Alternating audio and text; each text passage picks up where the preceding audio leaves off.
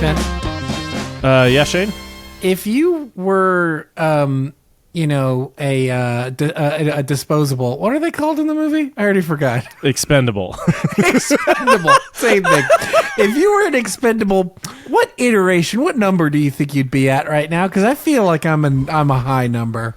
I mid 30s probably, to be honest with you. You think you're that high? Yeah. Nah. I'm not too careful, and if I know I have an extra life, I know I'm not holding on to the handrail. No, all right, fair. I was coming at it from the perspective of like I feel like I've died 20 times. Oh, okay, that's fair. Yeah. Anyways, we're talking about Mickey 17.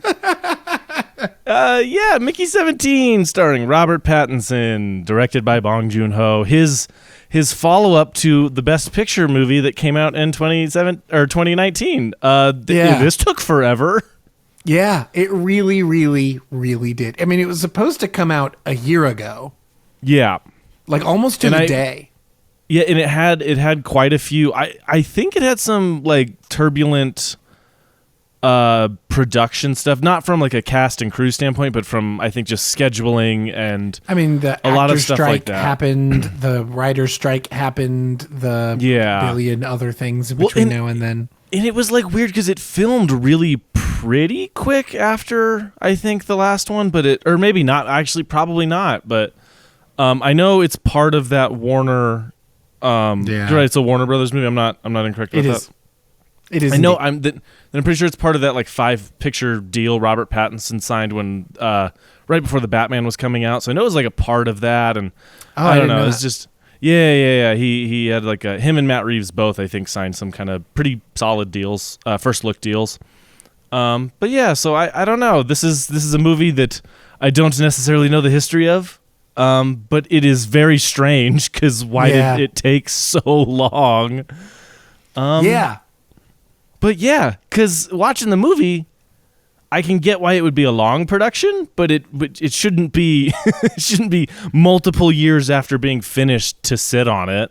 Yeah, like it's look. This movie's weird. This movie's weird. Yes, it's a weird movie. It was expensive. Like they spent over $100 million on it, and so from that perspective, I could at least wrap my head around why it would take a little bit of time to figure out exactly what you wanted to do with it. But sitting on it for an additional year, it feels insane. Because this movie, and then, I don't know about you, but I do not feel like this movie was marketed well enough at all.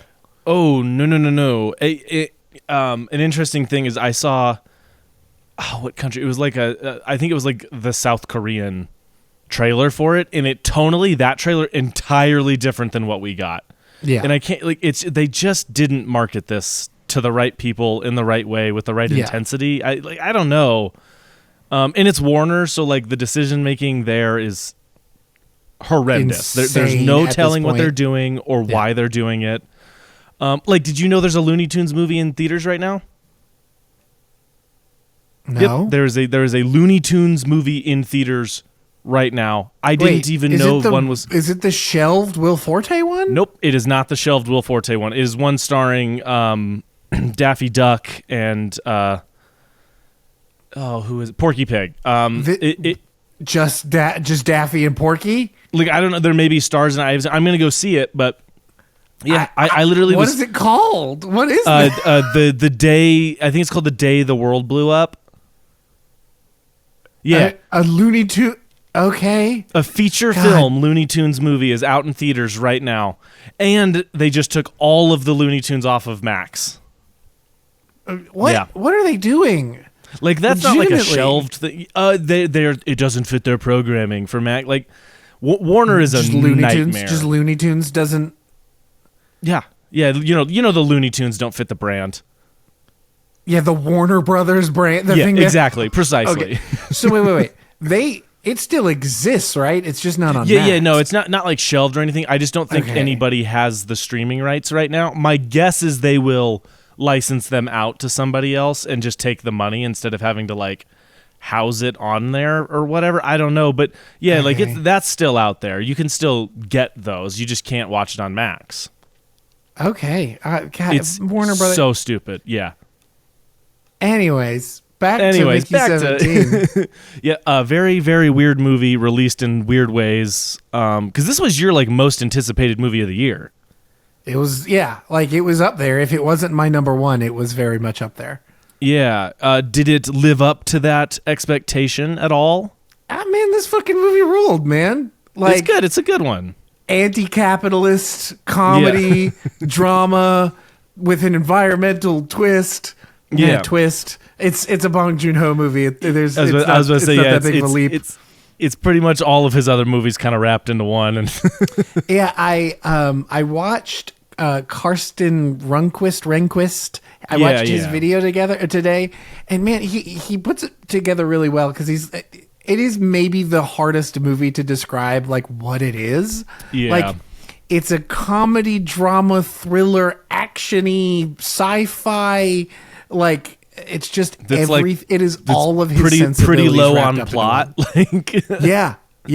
Like there's plot and there's tension and there are reveals and stuff, but really, if you had to explain to somebody what the characters' objectives are as a through line, it's non-existent. Like they're just kind of trying to make it through, which is interesting. That's not a negative, but yeah, and it does. It does the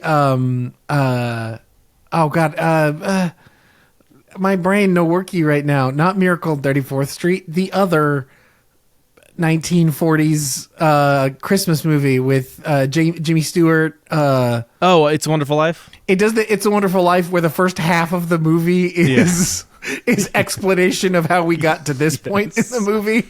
Yeah. Which very true. Which I really like. Okay. I was talking to Megan yesterday about something else and she was like, yeah, you don't really like voiceovers, do you? And I was like, no, I don't dislike voiceover. I dislike it when they completely forget about it.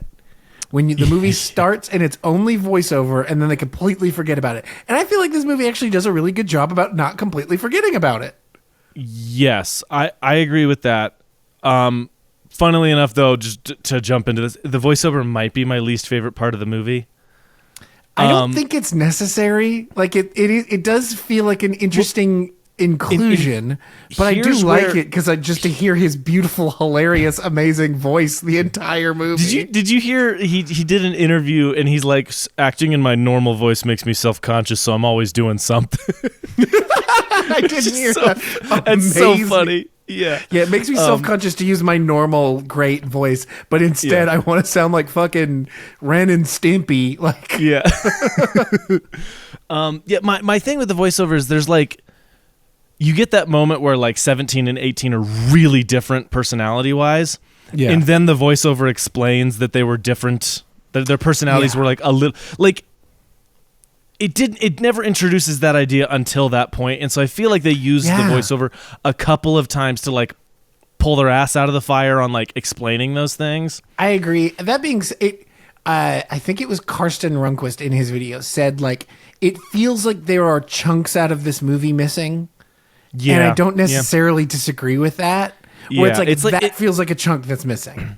It's not like the worst I've ever, because there's several. Event Horizon's another one of those famous movies that you watch it and you're like, there was a different movie on the table at one point. And this one doesn't feel it like the worst I've ever seen, but you can definitely tell there was some stuff they just either didn't film or had to cut for time or some studio interference. This movie something is over 2 hours long. It would not surprise me if they just cut some stuff, cut some C plots, cut some D plots, cut some weird random moments. Specifically that like soldier, the other soldier in it, the one that he has the almost fling with, that's at the dinner table, like at the it's like she's just gone the second half of the movie. She just vanishes. There was definitely something they were doing there and just didn't do it. There's a couple of those where it's just like, now I didn't walk out of the theater bothered by it, and even sitting here now, I don't know, man. It's still the rest of the movie is still so fun and weird, and cool and funny, and like I don't know, man. Like I'm here for a big swing, and this movie's a big ass swing. That is the thing. Like I'm super disappointed by the box office. Of this, like that's a huge bummer because you know what? At the end of the day, it's a movie I walked out of that I would kind of describe it as like not so much for me. in comparison to his other movies like Parasite, Snowpiercer, stuff like that. Like those are what's his serial killer Memories one? of Murder. Memories of Murder. It's like those are all so for me. This one was not, but you know what? I appreciate the hell out of it, and I'm so glad this one exists. Like, I'm so glad somebody can You've seen Okja, right? I have not seen Okja. Oh, okay. Neither have I. That'll be an interesting, because that was what I was going to ask. Is like, how does this compare to that to you? Yeah, I haven't seen Okja. I haven't seen Barking Dogs Don't Bite, and I haven't seen Mother. Yeah, I think those are the three that I'm missing on his. Barking and The Dogs- Host. I haven't seen The Host. yeah. The only ones I have seen are Parasite, this, and Memories of Murder. Oh, we got to watch Snowpiercer soon for the podcast. Oh, I've seen Snowpiercer. Okay. I was Sorry. like, whoa, wait a minute. I've seen Snowpiercer. So yeah, I haven't seen. I honestly, I didn't even realize Barking Dogs Don't Bite even is a part of his filmography in the same way. If you know what I mean. I don't think he likes it. I think it's like his first movie. Yeah. The things that I've heard, it's very good. I just know he famously doesn't really talk about it much, and has kind of gone on record saying it's not his favorite thing. You know, which like, look, it's your first movie. It's your first movie. I don't know. I could be getting the title slightly wrong as well. No, I think you got it. 2000. 2000. There we go. Yeah. So, but yeah, I think the performances across the board, I think, are phenomenal. Even Mark Ruffalo, who's like doing the biggest thing he's ever done. Yeah, it's like he back to back absolutely insane villain roles with this and Poor Things. You know what I mean? Like chewing up the scenery with those fake ass teeth. I really dug it, man. Like, you know, like I know they have tried to distance themselves from the Trump thing. Yeah. You know, like they're not doing a Trump impression, but I'm like, man, if he was, it's a good Trump impression. It is. It is a very good, yes. Yeah, to me, this like it's carried by everybody. Like Stephen Yeun, great. He's doing something I haven't really seen him do before. I wish there was more of him. Like, I do too. I legitimately, I wish they had really kind of X-nayed a few other things to through line him some more, because every time he's on screen, he lights it up. Yeah. And Robert Pattinson is just doing the work. I mean, is this amongst the best like one actor playing two like twins that aren't twins performances out there? I couldn't tell you a better one. It's like, look, Army Hammer for the Army Hammer. He's very good in The Social Network. Like, yeah, but they're the same. Like, yeah. Their haircut is slightly different, and they hold themselves ever so slightly different, but they're the same. Like, I totally this agree. is far superior in my opinion to and then Army Hammer and The Social Network. I haven't seen it, but Mark Ruffalo did a mini series. Right, where he played twins, and apparently he's great in it. So I should watch that soon.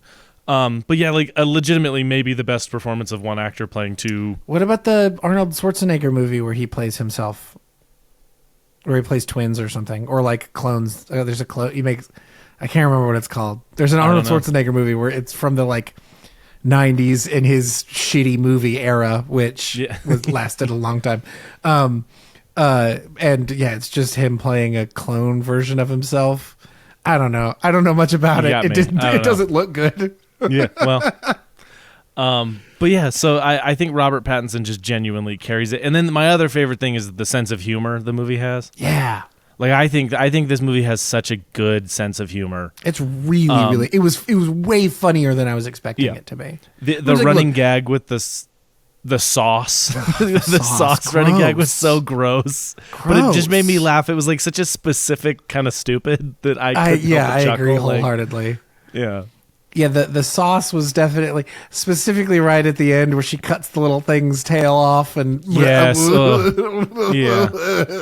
Okay, what was the fucking deal with the damn dream at the end? Okay, that was the part of the movie. And the frustrating thing is that happens like almost right at the end. Like there's very little after it. That was the part that left me with like the worst taste in my mouth, where I was kind of like, wait, what's happening? And like it makes no sense to me. Yeah, it's a couple of those things. It's like, man, like, oh, it's very striking, but it doesn't really make much in the way of sense. And I'm like, again, it feels like there are a couple of things like that, like maybe a couple other dream sequences or something like that got cut. And so now this feels like really super out of place. Yeah. It's in like, a way if you were going to put it somewhere, you should have put it like after the whole confrontation where they find out there are multiples.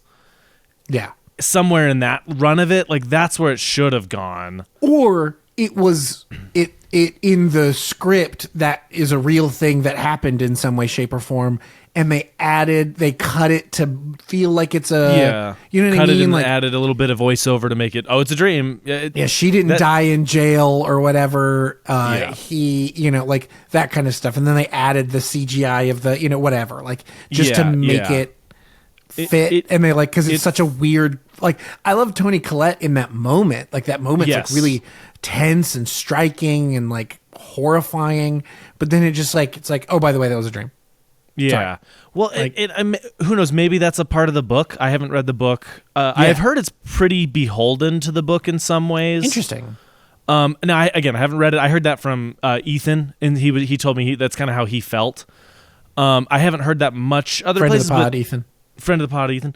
But yeah, so I don't know what that is. I'd be very curious to read this book. Same, yeah. Because I feel like it would work as a novel really well. Sometimes you watch an adaptation where you're like, I can't believe this was a book first. Like, it feels so cinematic, and that's part of it. Yeah. And then sometimes you watch ones and you're like, this should have been a book. And I'm somewhere in the middle on this where I was like, I don't know if this works as a movie as much as it would as a book. Right. That being said, it's gorgeous. It looks really good. The production design Darius is fantastic. Kanji, the DP behind so many classic movies, including Seven. Yeah, and the dedication to practical effects. Yeah. All of the creature stuff, when you can tell it's all like the majority of it is real. And even when it's not, it looks great. Even when it's not, it looks fantastic. It looks phenomenal. It really does. The whole world is really cool too. Yeah. Like the ice planet thing. I don't know. I enjoyed it when they're down in the caverns, and so a lot of that worked for me in a way that sometimes Ice Planet feels like stock boring. Like, it was interesting. I liked the production design. I thought the ship looked great. I thought all of the equipment and technology and all of that was amazing. I don't know. It's from a craft level, it's a really good movie. Yeah, I think this movie maybe has the best cameo ever in a film. Okay, which is the house from Parasite.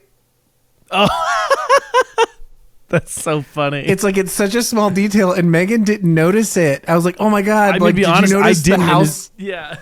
Did you notice the house cameo? And she was like, what? And I was like, the house from Parasite. Did you notice it? She was like, no. I was like, the creepy serial killer guy was in the Parasite house. That was the Parasite house. She was like, oh, I didn't even notice. Yeah, it's all connected. Yeah. It's all connected. Yeah. Yeah. This is in the same universe. Is this in the same universe as Snowpiercer? Because that would actually make a lot of sense. I mean, because they're everybody's trying to leave the planet because of the environmental apocalypse that's coming. Right? Because there's that line about everybody's trying to leave instead of fix this fucked up planet or whatever. I don't know. It could be. It'd be really fun. That would actually be sick as shit.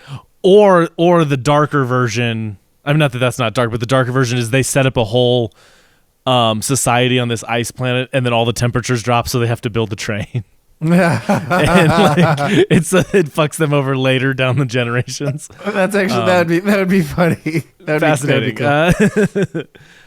But yeah, I emotionally speaking, I think the part that I clicked with the most is when 18 is on top of Mark Ruffalo, and he kind of has that moment where he's like, I'm afraid.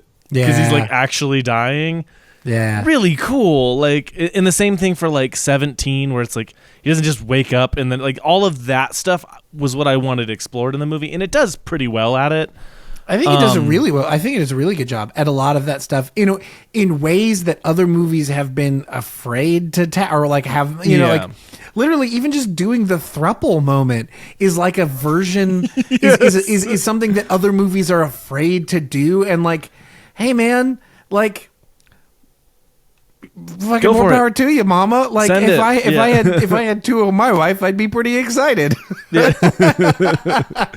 Oh boy, yeah. It makes for a good funny moment, and then at the same time, it's there's some conversation about it of is it cheating, is it not, and the other military lady being okay, you can have 18 and I'll take 17, good funny weird moments. Weird moments, and also just it's nice to see an adult movie. You know what I mean? I think we talked about that Yes. quite a bit, but it's like it's so rare when, because even you watch, I went and saw a movie today that will be my recommendation that I really liked, but it's also not like adult and thematic and you know what I mean? It's just like an R-rated action flick, you know? Yeah. It's nice to see a movie that is made for adults, tackling really, you know, sometimes nuanced, sometimes not so nuanced stuff, and it's nice. By it's a good thing. adults and for adults, baby. Yeah, flicks my cigar. I don't know. Yeah, so this is it's fascinating. I think they probably should have. I don't know if you should. I maybe waited to release it a little later in the year, but it had been so long that it's like I have to I don't know imagine when they're a accruing better some kind time would have been. Like, yeah, I don't know if there's it's not like there's a bunch of stuff it's like really hardcore competing with. Well, okay, so a lot of stuff came out, and it's like the week or two after, but none of that's doing well either. So like, Yeah, I mean, it's like the I other think- biggest thing is like Captain America, and that's been out for a month, it's also not doing well. and it's also So not it's doing like, well. We're having a really bad box office year, which is an issue because cool stuff's coming out. Like Yeah. it's not like we haven't had anything worth seeing. No, we but haven't yeah. had anything worth saying. Nothing at all. Just kidding. I think Mickey 17 is well worth seeing. I have issues with it. It's not a perfect movie, and I feel like there's a director's cut of this movie that slaps ass. And agree with honestly, that but I still wholeheartedly. really liked it. Like it was a really fun time in the theater, except for one scene was an absolute horrifying nightmare. And then the rest of it was hilarious or adorable or creepy in a fun way. Yeah. And then there's that one And if scene nothing of- else, you get fun sci-fi world building and visuals, Yeah. and it's, you know what I mean. Like if Yeah. nothing else, you get a really well put together film. And Steven Yeun being an absolute fucking blast. Yeah, man. Oh, that's the funniest scene in the movie to me is when he's hanging down in the incinerator and he keeps getting 17 and 18 fighting, and they're like, Yeah. and he's just like confused, and he's not. You know, that's the funniest stuff in the movie to me. Yeah. I also the casting in this movie I think is super fun. I love how Bong Joon-ho casts these like specifically like his like English speaking movies, like because they're always like filled with like random ass people, including. You wouldn't know him. His name is Tim Key. He's the guy in the pigeon costume. I think his name in the movie is Pigeon Man. Yeah. His name is Tim Key, and I know him from Taskmaster. Shout out to Taskmaster fans. And I was just like, that's Tim Key, because Tim Key's like a poet. He's like a writer. Amazing. Like I know he does some acting stuff, and he's like a comedian, but it's like you look up Tim Key, and he's poet, writer, actor, comedian, and I'm just like, what a funny how did this one fucking line pull. up? Yeah, it's like, is he just a Taskmaster fan? And I was like, hey Tim, come on down, tell me about what freaking what doing the tasks was like. Anyways, I just thought that was super fun. We're just like, hey, that's Tim Key, that's Tim from Taskmaster. Anyways, yeah. I mean, like fully again, agree. like I think the casting across the board was great. Like the dude from Mindhunter, absolutely slapping ass again. I love that dude. Oh man, who voiced the translator? I swear I recognized it. I think it's an amalgamation of voices from the cast, and I also think there is a voice actress behind the mic for it. Cool. Because there's like at one point when I can't remember what the word that it says, I was like, oh no, that was the voice of the like military lady that tries to bang 17. Yeah. Where it like has her accent, and I was like, oh, that's interesting. Like it's taking voices from the crew and stuff. I thought that was cool. That's a super cool idea. I think so. I could be wrong about that because it sounded like an amalgamation of voices to me, but I could be wrong about that. But like overall, I really dug this. I love a movie, an anti-capitalist movie. It's got tackles religious stuff in its connection to capital. Like it tackles all of it, man. It's unafraid to go after it in some ways. It's pretty interesting. Like, it clearly had this movie. It wouldn't surprise me if they postponed this a year because of the U.S. elections, and had it been different, they would have been a lot more upfront about whether or not this was like a straight Trump impression or not. Like had he lost, they would have been like, yeah, we were making what big dumb idiot can't win lost 2 elections in a row, like and so he's gonna flee the planet. Like had he lost, which what a utopia that would have been. Fucking joke. Maybe they would have been a little bit more upfront about it, and maybe that's part of the reason why it got pushed a year. Because that being said, like, wow, there's some weird prophetic moments, like specifically with like the gunshot, and I was like, yeah, when was that shot? When was that? I know, yeah, filmed? you're like, well, yeah. No, it's great point. Yeah, that would not surprise me if that was part of the reason why it got pushed a year.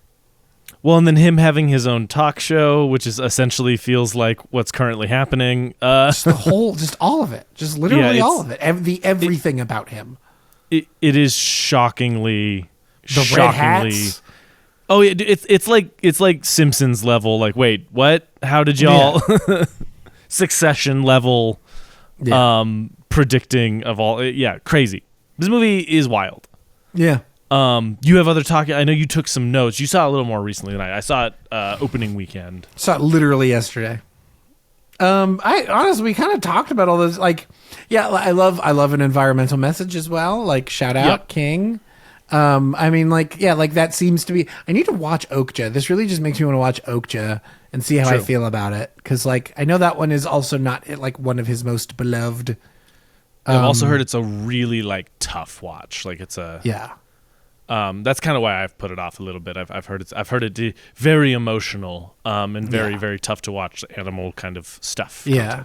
I'll definitely skip watching that with Meg because that one scene where the thing gets bloody murdered, she was like boo-hooing. And I was just like, goo, was not expecting that. Like I wasn't surprised that one of the little guys got toasted, but man, they do not hold back. No, they blow that little fucker up to Kingdom Come. Yeah. But yeah, man, I don't know, man. I think this movie kind of rules. It's not perfect. It's definitely weird, and I think the director's cut when it comes out will absolutely slap ass. Yeah, and I also think this is a movie that will probably age pretty well. Oh, I think. Yeah, give it time, and it will all of a sudden seem even more relevant than it already is. Hopefully, with that time will come better box office as well. Yeah, I keep waiting. Everyone always complains about it. They're like, well, there's nothing. It's like, okay, then go see the thing. You know what I mean? And not that this is 100% original. It's based on a book, but it's more original than a lot of other stuff. It's not part so of like good. It's it's so not worth part of a seeing. known It's not quantity. Perfect, but man, it's better than a lot of the other. It's better than a lot of the other movies that have come out this year so far. Yes, yeah. It's definitely the first one that I've watched that I was like, oh, like somebody made this. You know what I mean? Yeah. Like, and not to say things like Companion. Companion feels very specific to that guy. Yeah. Hard Eyes feels like it was made by somebody with a vision. Like a lot of movies Josh Rubin, have been, which I just can't get past. Yeah. Hilarious. So it's like, but this is the first one that felt like it came out of like somebody really had something and they just did it, you know? It is like a quintessential Bong Joon-ho ass movie. Like, I completely agree.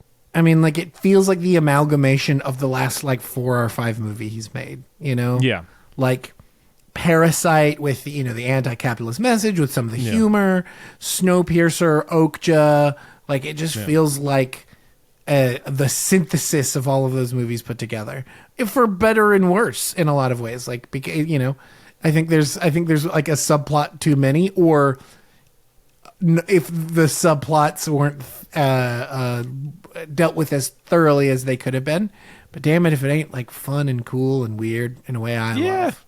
Yeah, and just nice to get an actual sci-fi, not just like a space adventure movie, but like a real moral sci-fi kind of thing. Yeah. Like, what was the movie with Jennifer Lawrence and Passengers? Passengers. You know what I mean? Where it's like, man, like you had something interesting there, and then you just kind of blow it. You just kind of made a box office hope movie. You know what I mean? Like just make like a 5 out of 10. Which, like, look, 5 out of 10s exist and are worth seeing and should exist still in the future. Like, we can have popcorn movies; those can exist. Yeah, but it's just like, man, you had such a good nugget of a cool idea, and then it just kind of wasted on on what it was. on a movie that's kind of in one ear out the other. Which is not what sci-fi is supposed to be. Sci-fi is supposed to be kind of like a hearty meal. It's explore supposed some to really ideas take your time and Yeah. And this movie's had some ideas and it explored them for better and for worse. Yeah. Mostly better. And again, like I said, I would describe it as not necessarily for me, but it is one that I do recommend seeing. It's one that I think is worth supporting, and it is one that I have thought about quite a bit. Yeah. So this movie is and again, precisely for me, and I loved it. Yeah.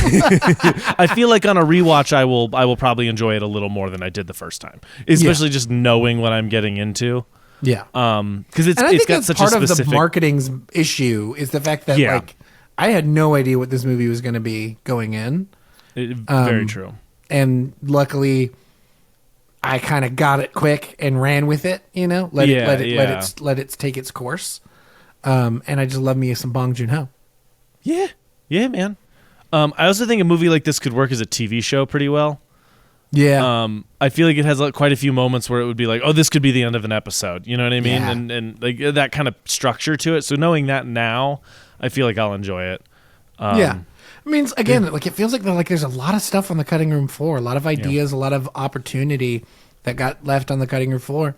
Who knows, man? I think that, again, give me a damn director's cut, and I think this movie... Yeah. Give me a 3-hour director's cut, and I think this movie would shred. Yeah. Oh, I'd watch it. Yeah. In a heartbeat, I'd watch a 3-hour version of this. Yeah. There's a hard sell for theaters, and maybe that's why it didn't end up that way, but... Yeah. Anyway, yeah, good time. Do you have any lessons, anything specific? Letting your actors do what they're gonna do, man. I feel like there was very little in the way of caging anyone in anything, and so the actors just did it. You know what I mean? Yeah. Like Bong Joon-ho said, I don't know, man, you got a cool voice, go for it, Rob. And Mark, you go crazy with what you're doing. Same thing with you, Tony. Y'all just go absolutely ape shit. And that was the most fun, best part of it were those wild ass scenery chewing performances. And had they not been there, this movie would have been a lot less enjoyable.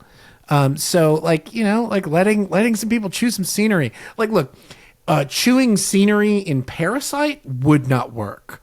Chewing scenery in Mickey 17 is necessary. It is. I couldn't agree more. To piggyback that, I think it's nice to see a movie that is so clearly satirical that is also very much emotional too. Because sometimes you watch a satire and you're like, oh, it's a satire. Satire, you know what I mean? That's kind of what you walk out of. This is one where you're like, oh, it's like this movie about the environment, a movie with this, but it's also very satirical. Yeah. I wouldn't lead with this as a satire, but I would make sure people know it's no, it's satirical. It's a very satirical movie. Yeah. So that's nice. That's a hard thing to walk to make, because satire is such a specific kind of humor. You know what I mean? It's so overt, and there are all kinds of weird laws, like Nathan Fielder kind of shit, where there's a lot of semantics in doing it, where it's nice to see something kind of just be it while also being a lot more, and also having a lot of scenes that aren't satirical. There are a lot of scenes that are very emotionally driven and very serious, but it is also very, very much a satire of our times and the struggles people have. The satire is still biting, and yet can also be an emotionally resonant film. Yeah. The satire was the friends we made along the way. Very true. Yeah. I completely agree. Are we ready for a B segment? All right. Let me get my screen in order here.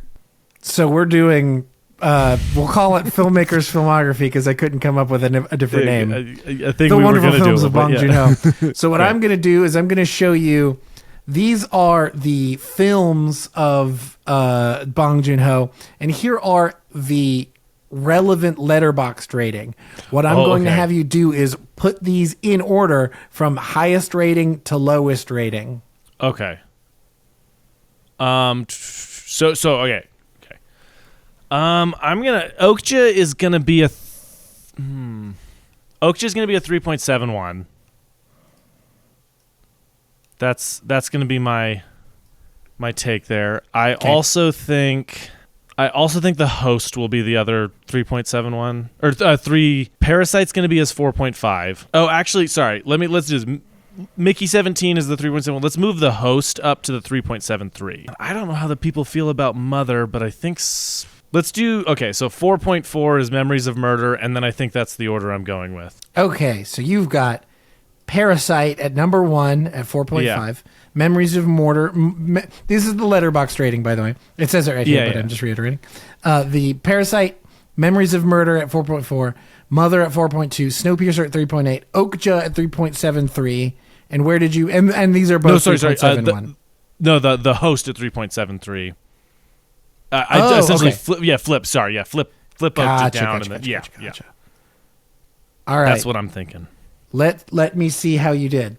At Parasite, at number 1, we've got Parasite at 4.5. Correct. Memories of Murder at 4.4. Correct. Mother at 4.2. Correct. The Host at 3.8.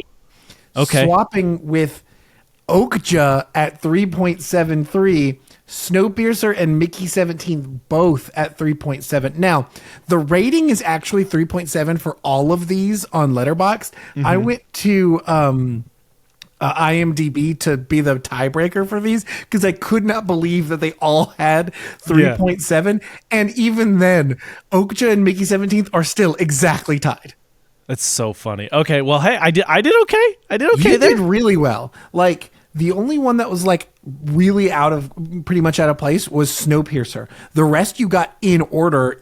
Snowpiercer just should have been down here, and then these should have moved up. So as far as the order, you were actually super, super close. You just missed Snowpiercer. Yeah, it's kind of crazy how look, Mickey 17 is like being talked about as a box office failure so far, and yet it still has earned $90 million over like 2 weeks. You know? Yeah. Again, it stands a chance of opening in a couple smaller markets soon, and maybe a few countries haven't gotten it. Hopefully, there's some legs under it still. Yeah. Problem is, it's coming to VOD very soon. So boo. It's literally the worst. But recommendations. I went and saw a movie that is in theaters right now and is not doing great and absolutely should do great. I went and saw Novocaine. Hell yeah. Jack Quaid and Amber Midthunder. That movie rules, dude. Yeah. It's really charming. The writing is legitimately funny. The action's good and inventive. I'm amazed that movie is not doing better than it is. Yeah. Now, I don't know what their budget was, so it could be somewhat doing well in that respect, but I think the 3 original movies that came out this weekend, which were Black Bag, Novocaine, and Opus, I think all 3 of those, currently as of recording this, are sitting at like 20 million cumulatively. Yeah. Which is such a bummer because I'm excited to see Black Bag. I've heard it's great. Yeah. And I've heard Opus is really weird and interesting, and Novocaine is such a good time at the movies. You know what I mean? Like, it's one of those ones that we used to get like 4 of these a year, and now we're lucky if we get one. Some people have kind of called it this year's Fall Guy, which I think is an accurate comparison. They both have some of the same energy. But yeah, man, go see this movie. It's really fun. It's really interesting, and Jack Quaid and Amber Midthunder need to be in like 50 more movies together. They have such good chemistry. Yeah. So Novocaine. The other recommendation I have is Burnout 3 for the PlayStation 1 or whatever. Hell yeah, brother. You and I were playing that. Burnout 3 Takedown, baby. We played for like an hour or something, and I wanted to play so bad. It's the most fun game ever. It's so dumb. It is such a good time. Yeah, great time. Rules. So just video games, retro video games is kind of the recommendation, I guess. But hell yeah. Yeah. All right. What you got? Mine is Black Bag. I absolutely loved it. First of all, I am Steven Soderbergh's biggest fan. The Ocean's trilogy are 3 of my favorite movies. Logan Lucky being the 4th entrant to the Ocean's trilogy. The Ocean's 7-Eleven. And I love so many of his other films. I'm a huge Steven Soderbergh fan. And man, this feels pretty different from a lot of his others movies because like he also does that. Like he's very like kind of he can wear many hats. It feels similar. It's very cool and sexy in the same way that the Ocean's movies are, but still feels really different in a lot of ways. And man, it fucking ripped. Like it has like a fun, cool, sexy energy in the same way as Ocean's 11, but it isn't like the trailers made it seem like a lot actionier than I think this movie is. Like the vast majority of it is people in rooms talking, but they're all so sexy and they're all so mad. And it is so good. It's what I wanted The Killer to be in a weird way. Word, like, okay. This movie is a better version of what I think The Killer wanted to be. And I liked The Killer. I didn't love it. Yeah. And this movie, I think, is legitimately like really cool, and I really hope people go and see it. Kate Blanchett and Michael Fassbender kind of sucks. Yes. I don't know if it's confirmed that he sucks or not, but I think he kind of sucks. But God damn it, like everybody in this movie is very hot and very cool. And I don't know, man.